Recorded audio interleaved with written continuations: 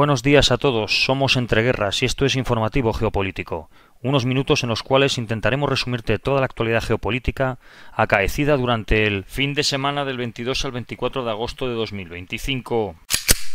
En Ucrania, en medio de los ataques constantes durante el fin de semana, un piloto ucraniano de un MiG-29 murió la noche del viernes tras una misión de combate. El ejército ucraniano todavía está investigando las causas de lo que han denominado como un accidente.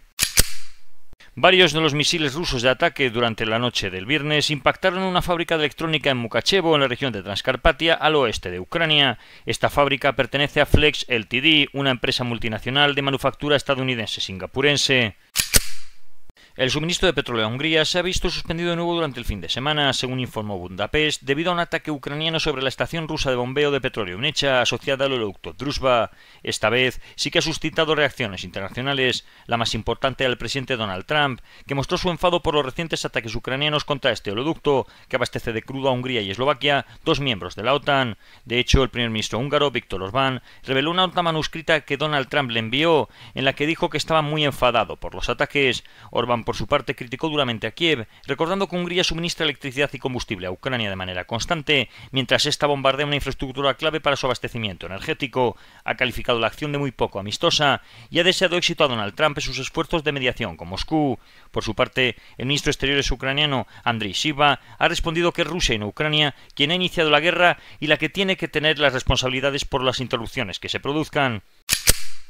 Durante la noche del sábado, el Ministerio de Defensa de Rusia dijo que al menos 95 drones ucranianos fueron interceptados en más de una docena de regiones rusas. En este caso, Ucrania decidió atacar instalaciones energéticas claves para Moscú. Los ataques con drones de Ucrania forzaron de hecho una fuerte caída en la capacidad de un reactor nuclear en una de las mayores plantas de energía nuclear de Rusia, provocando un gran incendio en la importante terminal de exportación de combustible de Ust-Luga. La central nuclear de Kursk, que está a solo 60 kilómetros de la frontera con Ucrania, dijo que las defensas aéreas derribaron un dron que detonó cerca de la planta poco después de la medianoche, dañando un transformador auxiliar y forzando a una reducción del 50% en la capacidad operativa del reactor número 3. Los niveles de radiación, no obstante, eran normales y no hubo heridos a causa del incendio provocado por el dron. Por primera vez en la guerra, artilleros antiaéreos ucranianos han derribado un dron ruso Orlan que transportaba dos drones con vista en primera persona bajo sus alas, lo que hace suponer que los rusos están utilizando este tipo de dron como una especie de nave nodriza. Durante todo el fin de semana, las autoridades ucranianas han estado compartiendo imágenes del lanzamiento y vuelo del misil de crucero ucraniano FP-5 Flamingo como forma de hacer una especie de propaganda sobre el mismo, anunciando las capacidades operativas que posee Ucrania o que va a poseer en un futuro próximo. La inteligencia ucraniana ha dicho a la CNN que Rusia estaría avanzando hacia la producción de más de 6.000 drones tipo Shahed cada mes, con una estimación de costes de producción de entre $20.000 y $50.000 en función del tipo de dron. En comparación, un solo interceptor de misiles superficie-aire puede costar más de $3 millones. En este sentido, Ucrania estaría intentando igualar la producción de drones para llegar a 3.000 drones FP1 de largo alcance al mes. Y en cuanto a las conversaciones de paz, el Ministerio de Defensa ruso ha afirmado que Ucrania ha recuperado 146 prisioneros de guerra y que ha liberado la misma cantidad de prisioneros de guerra rusos. La alta representante de la Unión Europea para Asuntos Exteriores y vicepresidenta de la Comisión Europea, Kaja Kallas, ha advertido en una entrevista con la BBC que aceptar que Rusia conserve territorios ucranianos sería una trampa en la que Putin quiere que caiga la Unión Europea. Kallas subrayó la necesidad de ofrecer garantías de seguridad creíbles y sólidas para Ucrania, aunque reconoció que todavía no existen medidas concretas de disuasión. Ha asegurado que la mejor garantía sería un ejército ucraniano fuerte y que corresponde a la llamada coalición de los dispuestos definir qué aportará a cada país.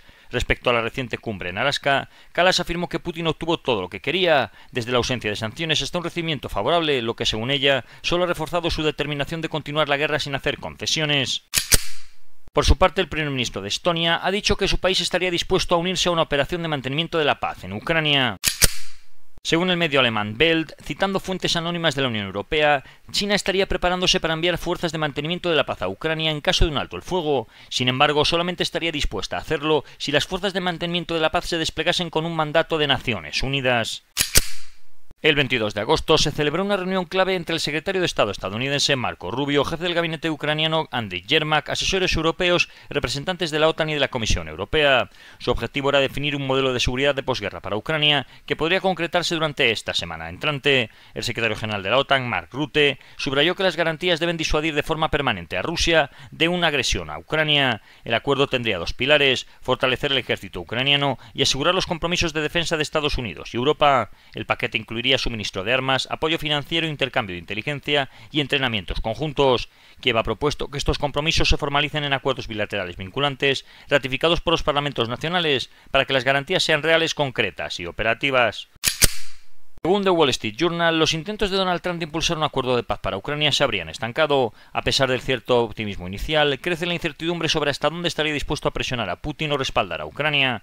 El sábado Trump afirmó que quiere ver si Putin y Zelensky pueden reunirse en las próximas semanas y que de esta manera decidirá los próximos pasos después de evaluar quién es el responsable de la falta de progreso. Posteriormente, ha reiterado la amenaza de posibles sanciones contra Rusia si no se logran avances sustanciales hacia una solución pacífica en Ucrania y ha expresado su desaprobación por el reciente ataque ruso sobre la fábrica operada por Estados Unidos en el país.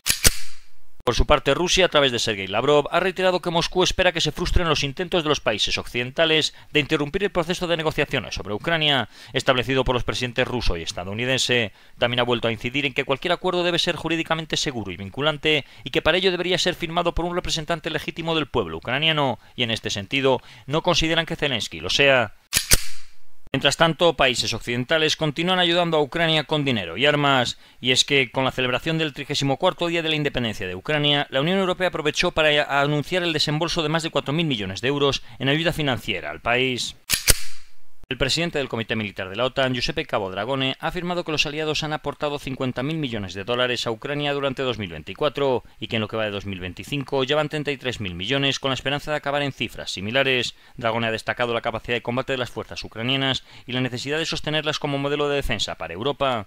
Durante la visita del secretario general de la OTAN, Mark Rutte, a Kiev se reiteró que el apoyo militar no solo continuaría, sino que podría incrementarse ante la negativa de Rusia a negociar. También ha pedido endurecer las sanciones contra Moscú para que Ucrania dialogue desde una posición de fuerza, y sobre el eventual envío de tropas terrestres, aclaró que el debate aún es prematuro y sin ninguna definición sobre nacionalidades, reglas de intervención o disponibilidad, aunque algunos países podrían explorarlo de manera bilateral. Por otro lado, se ha sabido que Washington aprobó en secreto la semana pasada la venta de 3.300 municiones de ataque de alcance extendido a Ucrania. Con esas municiones, la Fuerza Aérea Ucraniana podría llevar a cabo ataques contra lugares militares importantes en el oeste de Rusia, siempre que el Pentágono lo permitiese. El primer ministro canadiense anunció que su país proporcionará a Ucrania drones, municiones y vehículos blindados como parte de un paquete de ayuda valorado en más de 700 millones de dólares. Y en Oriente Próximo los combates continúan tanto en Gaza como en Cisjordania. En este sentido, la 401ª Brigada de las Fuerzas de Defensa israelíes retomó las operaciones de combate en Jabalia, en el norte de la franja. Las tropas, según anuncio del ejército israelí, destruyeron infraestructura terrorista tanto en la superficie como subterránea, eliminando combatientes y reforzando el control operativo en la zona. Hasta ahora habrían descubierto un túnel subterráneo, neutralizado a varios terroristas y desmantelado estructura militar utilizada por Hamas para planificar y ejecutar ataques contra el ejército israelí. Mientras estas operaciones continúan, el jefe del Estado Mayor israelí Eyal Zamir y el ministro de Finanzas Bezalel Smotrich han discutido acaloradamente en una reunión a la que también asistió Benjamin Netanyahu. Parece ser que el problema es que Smotrich quiere que el ejército tome rápidamente la ciudad de Gaza a cualquier coste humano. El Gabinete de Seguridad ha anunciado que se reunirá el martes para discutir los planes para ocupar la ciudad de Gaza. En este sentido, el ministro de Finanzas israelí Bezalel Smotrich ha declarado durante el fin de semana que el pueblo judío estaría experimentando un proceso de redención y regreso de la presencia divina. Sion, al participar en la conquista de la tierra, ha intentado enlazar la conquista de Gaza y Cisjordania con una especie de misión divina del Estado de Israel. Durante el fin de semana, drones de Ansarollah fueron derribados por la Fuerza Aérea israelí al sur de Israel. En contestación, las fuerzas de defensa israelíes atacaron infraestructura militar del régimen hutí en el área de Saná, incluyendo un lugar militar donde se encontraba el Palacio Presidencial, las plantas de energía Shar e Iraz y un lugar de almacenamiento de combustible. Por otro lado, las operaciones de las fuerzas de defensa israelíes sobre la zona sur del Líbano continúan, en teoría eliminando infraestructura de Hezbollah. El último ataque habría sido en Deir Kifa. Egipto ha desplegado más de 40.000 soldados en el norte del Sinaí, concentrándose en la llamada Zona C, fronteriza con Gaza e Israel. Se trataría de un movimiento inédito, ya que esa franja estaba limitada por acuerdos internacionales que restringían la presencia militar a gran escala. El contingente ha llegado acompañado de artillería avanzada, sistemas de defensa aérea y misiles tierra-aire, lo que ha reflejado la intención del Cairo de reforzar su control en una región marcada por la tensión. Diversos analistas han señalado que esta acción puede responder tanto a la necesidad de disuadir incursiones como a un esfuerzo de Egipto por consolidar su su influencia regional. En Israel el despliegue ha despertado preocupación, tanto que las fuerzas de defensa israelíes han organizado de urgencia un ejercicio militar de invasión en múltiples frentes, lo que refleja la creciente desconfianza y percepción de que la seguridad en la frontera requiere la máxima vigilancia. Estados Unidos continúa haciendo fuertes esfuerzos diplomáticos en Oriente Próximo. El enviado especial de Estados Unidos, Thomas Barrack, se ha reunido en Israel con el primer ministro Benjamin Netanyahu para tratar la situación en Siria y el Líbano, después de tener conversaciones con los ministros israelíes Ron Dermer e Israel Katz. También participó en la reunión el embajador estadounidense Mike Huckabee. La delegación ha viajado al Líbano, donde se unirá el senador republicano Lindsey Graham. Paralelamente, Dermer se ha reunido en París con el canciller sirio para discutir la seguridad en el sur de Siria en el marco de las negociaciones mediadas por Estados Unidos, que buscan reducir las tensiones en la zona. Barrack ha declarado en Beirut que Israel debería aceptar un plan que prevé el desarme de Hezbollah antes de fin de año, a cambio del cese de las operaciones militares israelíes en el sur del Líbano. En Europa, al igual que Suiza, Austria estaría lista para otorgar a Putin inmunidad si viaja a Viena con el fin de llevar a cabo negociaciones de paz con Ucrania. En España, el Ejército de Tierra tenía previsto adquirir 40 drones de tamaño ligero para diversas misiones de la Comandancia de Melilla, pero finalmente ha decidido dar marcha atrás y anular la licitación. La decisión podría tener que ver con el hecho de que los modelos elegidos son todos del fabricante chino DJI, que Estados Unidos ha incluido en la denominada lista 1260H por su presunta vinculación con la inteligencia militar china. Francia ha convocado al embajador de Italia después de unas acusaciones del viceprimer ministro Salvini que descalificaba la sugerencia del presidente Macron de que tropas europeas podrían desplegarse en Ucrania. Rusia, Vladimir Putin visitó el Centro Federal Nuclear Ruso y el Instituto Científico de Investigación Experimental de Física de toda Rusia, ubicado en Sarov, en la región de Nizhny Novgorod. Allí dio un discurso en el que enfatizó la capacidad nuclear rusa, tanto energética como militar. Según el Financial Times, los precios mayoristas de la gasolina en Rusia habrían alcanzado máximos históricos por segundo día consecutivo en el fin de semana, con una escasez de combustible en varias regiones como resultado de los ataques con drones ucranianos a las refinerías rusas. La crisis ha llevado a Moscú, según el Financial Times, a suspender las exportaciones de gasolina para poder reservar los productos refinados para abastecer el mercado interno. En Estados Unidos, el secretario de Defensa ha despedido al teniente general Jeffrey Cruz de su puesto de jefe de la Agencia de Inteligencia de Defensa, y es que, según parece, Cruz fue el responsable de un informe inicial sobre los daños a los lugares nucleares iraníes, que decía que apenas había sido retrasado el programa nuclear iraní en un mes. Donald Trump se enfureció por este informe. Al igual que en el caso de decenas de altos funcionarios de defensa, inteligencia y militares despedidos desde enero, el secretario de Defensa ha justificado la decisión como una pérdida de confianza en su capacidad de mando. También se ha destituido a la jefa de la Reserva Naval y al comandante del Mando de Guerra Naval Especial de los Estados Unidos. En el frente interno, el secretario de Defensa de Estados Unidos, Pete Hegseth, ha autorizado a la Guardia Nacional desplegada en Washington, D.C. a portar armas durante sus patrullas. Miles de efectivos permanecen en la capital en medio de medidas de seguridad reforzadas y el presidente Donald Trump ha declarado que estudia extender su presencia más allá de los 30 días que le permite la ley, mediante la declaración de una emergencia nacional. Además, ha adelantado que otras ciudades gobernadas por demócratas como Chicago, Nueva York o San Francisco podrían ser las siguientes en recibir despliegues militares de la Guardia Nacional. Según reveló CBS News, la directora de Inteligencia Nacional de la Administración de Donald Trump, Tulsi Gabbard, ha ordenado el pasado 20 de julio suspender el intercambio de información sobre las conversaciones de paz entre Rusia y Ucrania con los países aliados del Grupo 5 Ojos, que son Canadá, Reino Unido, Australia y Nueva Zelanda. La medida restringe el acceso de inteligencia sensible, limitando su difusión a lo ya publicado y manteniéndola dentro de las agencias estadounidenses de origen. Sin embargo, esto no afecta a la información obtenida por vía diplomática ni a la cooperación en materia de planificación militar y asistencia a Ucrania. Hasta el momento, la Casa Blanca no ha ofrecido explicaciones sobre esta decisión. En nuestra querida Iberoamérica, Colombia ha vivido una nueva ola de violencia tras dos atentados atribuidos a facciones disidentes de las FARC vinculadas al narcotráfico.